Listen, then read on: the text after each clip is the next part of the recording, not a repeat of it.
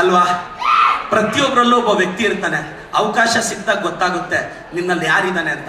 ಮಗ, ನಾವೆಲ್ಲರಲ್ಲ ಪ್ರತಿಯೊಬ್ಬನಿಗೂ ಅವಕಾಶ ಸಿಕ್ತಾಗ ಗೊತ್ತಾಗುತ್ತೆ ನೀನ್ ಇಲ್ಲಿ ಆಕ್ಟ್ ಮಾಡಕ್ ಬಂದಿದ್ಯೋ ಭೂಮಿಗೆ, ಹೀರೋನ ವಿಲನ್ನ ಅಂತ ಟೈಮ್ ಡಿಸೈಡ್ ಮಾಡುತ್ತೆ. ಬಹಳ ಸಂದರ್ಭದಲ್ಲಿ ಏನೋ ಕನಸು ಕಟ್ಕೊಂಡು ಬರ್ತೀವಿ, ಫೇಲ್ಯೂರ್ ಆಗ್ಬಿಡ್ತೀವಿ. ಬೆಂಗಳೂರಿನ ಮೆಜೆಸ್ಟಿಕ್ಕು, ಕೆಂಪೇಗೌಡ ನಿಲ್ದಾಣ, ರೈಲ್ವೆ ನಿಲ್ದಾಣ, ಈ ಬೆಂಗಳೂರಿಗೆ 10 ರೂಪಾಯಿ ಚಿತ್ರಾನ್ನ ತಿನ್ನಿಸಿ ಅಭ್ಯಾಸ ಇದೆ. 2,500-3 ಸಾವಿರ ರೂಪಾಯಿ ತಾಜ್ ವೆಸ್ಟೆಡ್ ಊಟ ಕೊಡಿಸಿರೋ ಅಭ್ಯಾಸನೂ ಇದೆ. ಈ ಬೆಂಗಳೂರು ನಗರಕ್ಕೆ ಸಾವಿರಾರು ಜನ ಕನಸು ಕಟ್ಕೊಂಡು ವಾಪಸ್ಸು ಸೋತೋಗಿ ಅದೇ ಬ್ಯಾಗ್ಗಳಲ್ಲಿ ಬಟ್ಟೆ ಇಟ್ಕೊಂಡು ಊರಿಗೆ ವಾಪಸ್ ಹೋಗ್ತಿದ್ದಾರೆ. ಕೆಲವು ಹುಡುಗರು ಈ ಕಂಪನಿಗಳನ್ನ ಕಟ್ತಿದ್ದಾರೆ, ಬಿಸ್ನೆಸ್ ಎಂಪೈರ್ಗಳನ್ನ ಕಟ್ತಿದ್ದಾರೆ, ರಾಜಕಾರಣಕ್ಕೆ ಬರ್ತಿದ್ದಾರೆ. ಒಬ್ಬ ಉತ್ತರ ಕರ್ನಾಟಕದ ಹುಡುಗ ನನ್ನ ಬಂದು ಕೇಳ್ದ, ಪ್ರದೀಪ್ ಅಣ್ಣ, ನಾನು ನಿನ್ನ ಥರ ಏನೂ ಬ್ಯಾಕ್ಗ್ರೌಂಡ್ ಇಲ್ಲದೆ ಇರೋನು MLA ಹೆಂಗಾಗ್ಲಿ ಅಂತ. ನಾನು ಹೇಳಿದೆ, ನನಗೂ ಟೈಮ್ ಇರಲಿಲ್ಲ, 1 ಲೈನಲ್ಲಿ ಅವ್ನಿಗೆ ಹೇಳಿ ಕಳಿಸ್ಬೇಕು. ಸೋಷಿಯಲ್ ಮೀಡಿಯಾದಲ್ಲಿ ಕೆಲವು ವೀಡಿಯೋಸ್ ಓಪನ್ ಮಾಡಿ, ಕಾಮೆಂಟ್ ಸೆಕ್ಷನ್ ಓಪನ್ ಮಾಡಿ, ಓದು ಮಗನೇ ಅಂದೆ. ಏನಣ್ಣ ಇಷ್ಟು ಕೆಟ್ಟದಾಗ ಬೈದಿದ್ದಾರೆ ಅಂತ. ಇಷ್ಟು ಕೆಟ್ಟದಾಗ ಬೈದ್ರು ನನ್ನ ಮುಖದ ಮೇಲೆ ಮಂದಹಾಸ ಕಡಿಮೆ ಆಗಿಲ್ಲ, ಅದಕ್ಕೆ ವಿಧಾನಸೌಧಕ್ಕೆ ಹೋಗಿರೋದು ಅಂತ. ವಿಮರ್ಶೆಗಳನ್ನ ತಟ್ಕೊಳ್ಳೋ ದಮ್ಮು ತಾಕತ್ತಿದ್ರೆ ಸ್ವಂತ ಬಿಸ್ನೆಸ್ ರಾಜಕಾರಣಕ್ಕೆ ಬರಕ್ ಟ್ರೈ ಮಾಡಿ. ಇಲ್ಲ ತೆಪ್ಪಗೆಲ್ಲೋ 15-20 ಸಾವಿರ ಕೆಲ್ಸಕ್ಕೆ ಹೋಗಿ ನೆಮ್ಮದಿಯಾಗಿ ಸಂಜೆ ಮನೆಗೆ ಹೋಗಿ ಹೆಂಡತಿ ಮಕ್ಕಳ ಹತ್ರ ಹ್ಯಾಪಿ ಆಗಿರಿ. ದೊಡ್ಡದಾಗಿ ಆಗಬೇಕು ಅಂದ್ರೆ if you want to live greatly you should risk greatly ಅಂತಾರೆ. ನೀನ್ ದೊಡ್ಡದಾಗಿ ಬೆಳಿಬೇಕು ಅಂದ್ರೆ ರಿಸ್ಕ್ ದೊಡ್ಡದಾಗೆ ಮಾಡಬೇಕು. ಕಂಫರ್ಟ್ ಝೋನ್ ಅಲ್ಲಿ ಇದ್ರೆ ಏನ್ ಸಾಧಿಸಕ್ಕಾಗುತ್ತೆ? ಬೆಳಗ್ಗೆ 5 ಗಂಟೆಗೆ ಎದ್ದು ಪುಸ್ತಕ ಇಟ್ಕೊಳ್ಳೋ ತಾಕತ್ತಿಲ್ದೆ ನಾನು ಸ್ಟೇಟ್ ಫಸ್ಟ್ ಬರ್ತೀನಿ ಅಂದ್ರೆ ಹೆಂಗಾಗುತ್ತೆ? ಸಂಡೇ ಅಂದ್ರೆ ಲೀವ್ ಹಾಕ್ಬಿಡ್ಬೇಕು, ರೆಸ್ಟ್ ತಗೋಬೇಕು, ಹಬ್ಬದ ದಿನ ಎಕ್ಸ್ಕ್ಯೂಸ್ ತಗೋಬೇಕು. ಸ್ವಲ್ಪ ಜ್ವರ ಬಂದ್ರೆ ನಾನು ಹೇಳೋದಿಷ್ಟೇ, ಕೆಲವ್ರು ಹೇಳ್ತಾರೆ ಫೇಲ್ಯೂರ್ ರೀಸನ್. ಯಾಕೆ ಫೇಲ್ ಆದ್ರೆ ನನ್ಗೆ ಎಕ್ಸಾಮ್ ಟೈಮಲ್ಲಿ ಹೆಲ್ತ್ ಅಪ್ಸೆಟ್ ಆಯ್ತು.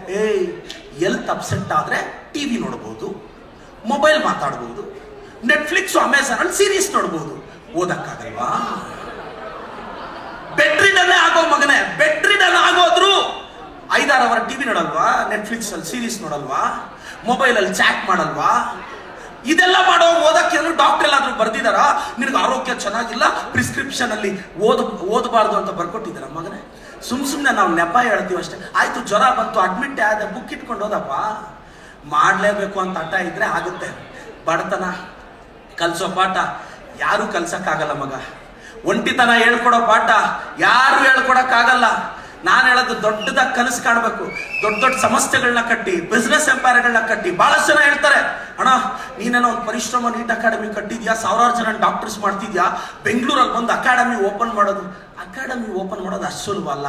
ಇನ್ವೆಸ್ಟ್ಮೆಂಟ್ ಯಾರು ಕೊಡಲ್ಲ. ನನ್ನನ್ನು ಕೇಳಿದ್ರೆ, ಅಣ್ಣ ನಾನು ಹೆಂಗ್ ತರಲಿ, ಸಾಲ ಮಾಡೋ ಅಂತ. ಹಣ ಭಯ ಆಗುತ್ತೆ ಅಂತ ನಾನು ಹೇಳಿದೆ, ಮಗನೇ ಕೊಟ್ಟೋನ್ ಭಯ ಬೀಳ್ಬೇಕಾಗಿರೋದು ನೀನಲ್ಲ ಅಂತ.